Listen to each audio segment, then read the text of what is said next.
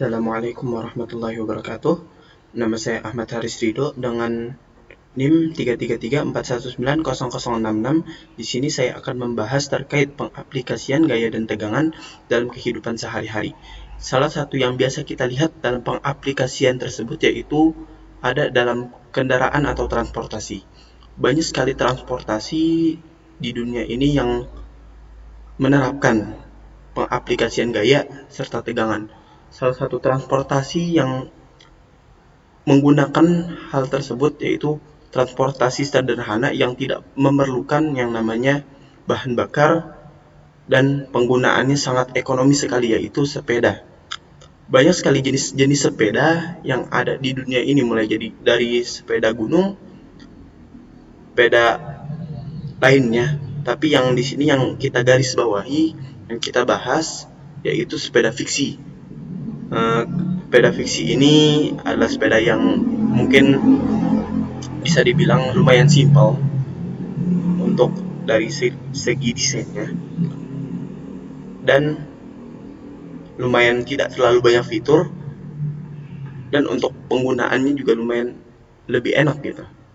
Nah, untuk sepeda fiksi sendiri, saya ambil analisisnya dari website perbelanjaan online yang ada di Indonesia, yaitu kurang lebih analisisnya seperti ini. Berat dari sepeda fiksi yang akan saya analisis yaitu sebesar 38 kg, ukurannya untuk panjang 125 cm, dan untuk tinggi, untuk lebar itu 20 cm, dan untuk tinggi 76 cm. Nah, untuk bahan di sini bahannya alloy, berat total 38 kg. Itu untuk berat dari sepeda fiksinya. Dan adapun berat sepeda, salah satu ban sepedanya saja yaitu beratnya 0,8 kg dan diameternya 0,5 meter. Dan ada tensile strength 360 sampai 400 MPa dan yield strength sebesar 330 sampai 307 MPa. Nah, berikut ini yaitu analisis tentang pengaplikasian gaya dan tegangan pada sepeda tersebut. Yang pertama kita bahas tentang analisis, baru perhitungannya. Yang pertama, yang biasa kita temukan dalam semua hampir semua alat atau semua benda gitu, yaitu yang pertama gaya berat. Nah, gaya berat ini terjadi akibat gaya menarik ke arah bumi, atau biasa kita bilang gaya gravitasi. Sehingga jika dilakukan sebuah pengamatan pada sepeda nih, jika kita melakukan sebuah pengamatan pada sepeda yang didirikan tanpa menggunakan penegak apapun, standar apapun, maka sepeda tersebut akan langsung jatuh ke arah tanah. Nah, kecepatan jatuh pada setiap benda itu berbeda-beda, bergantung kepada berat benda tersebut. Itu untuk gaya berat pada sepeda. Apalagi gaya yang ada pada sepeda, yang kedua ada gaya namanya gaya sentripetal. Apa itu gaya sentripetal? Gaya sentripetal merupakan gaya yang terjadi pada saat kita melakukan gerak melingkar. Atau lebih mudahnya, gaya ini adalah gaya yang mendekati titik pusat pada suatu benda. Nah, gaya sentripetal yang kita temui pada sepeda yaitu dapat kita temui ketika sepeda itu dikendari oleh seseorang pada saat stangnya dibelokkan, maka terjadi gaya melingkar pada sepeda tersebut. Nah, itu untuk gaya sentripetal. Dan yang ketiga ada gaya sentrifugal. Kebalikan dari gaya sentripetal. Kalau tadi gaya sentripetal adalah gaya yang mendekati titik pusat dari suatu benda, sedangkan gaya sentrifugal merupakan gaya yang menjauhi titik pusat benda ketika benda tersebut sedang berputar. Dalam bersepeda, gaya sentrifugal ini terjadi saat seseorang melewati suatu tikungan. Nah, semakin besar kecepatan sepeda, maka semakin sulit sepeda tersebut berbelok. Gaya sentrifugal juga dapat ditemui pada saat kita menggoes sepeda. Semakin pelan goesan sepeda, maka gaya sentrifugal ini akan lemah, sehingga kita akan kesulitan dalam menyeimbangkan sepeda tersebut. Jadi dapat kita katakan bahwa gaya sentrifugal itu mempunyai pengaruh besar pada kecepatan. Misalkan kecepatan sepeda itu semakin besar, maka gaya sentrifugal yang terjadi akan semakin besar. Contohnya saat kita melakukan berbelok, misalkan kita mengendarai sepeda tersebut dengan cepat, otomatis untuk berbelok tersebut kita akan menjadi lebih susah. Sehingga biasanya orang yang ingin berbelok atau ingin melakukan manuver akan mengurangi kecepatan daripada sepeda tersebut. Itu untuk gaya sentrifugal. Selanjutnya ada apa lagi? Ada namanya tegangan tekan. Nah, tegangan tekan itu apa? Gaya tekan atau tegangan tekan adalah gaya yang diberikan oleh lantai atau bidang pada benda. Arah gaya tekanan normal ini selalu tegak lurus terhadap bidang. Nah, contoh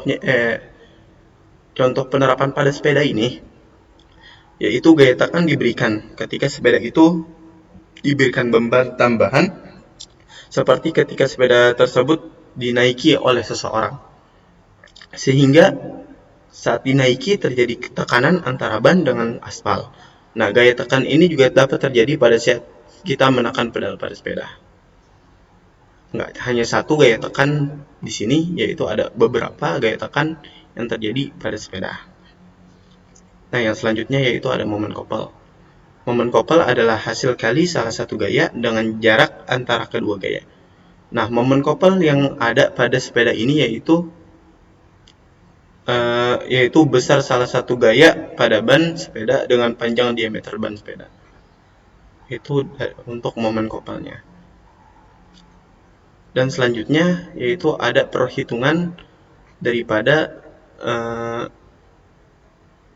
pengaplikasian yang gaya-gaya tadi. Yang pertama kan tentang momennya. Momen itu mempunyai rumus F kali D atau gaya dikali diameter daripada sepeda tersebut. Nah, F ini mempunyai rumus M kali G, massa kali gravitasi dikali D. Nah, dari data-data yang tersebut kita masukkan, ketemulah bahwa momen dari sepeda tersebut yaitu 4 Newton. Momen gaya. Ya. Lalu yang kedua namanya ada gaya normal atau gaya berat. Nah, rumusnya itu sama dengan N sama dengan W. W-nya itu yaitu massa kali gravitasi. Tinggal kita masukkan aja berat total keseluruhan sepeda itu 38 kali 10. Dan dapatlah hasilnya 380 Newton. Nah, tegangan normal itu ada tegangan normal dapat kita cari dengan rumus massa. Ini untuk tegangan dari beban penumpang ya. Jadi W sama dengan massa kali gravitasi 70 kali 10 yaitu ketemu 700. Nah, tegangan normal pada saat sepeda dinaiki ya, yaitu F per A 700 dikali 0,2 yaitu 3500 PA ya. Selanjutnya ada gaya sentrifugal. Kita misalkan kecepatan pada sepeda visi ini yaitu sebesar 1 meter per sekon, maka tinggal kita masukkan rumusnya F sama dengan mv kuadrat per R 75 kali 1 kuadrat per 0,25, dan ketemulah bahwa gaya sentrifugal yang terjadi 3 meter per sekon.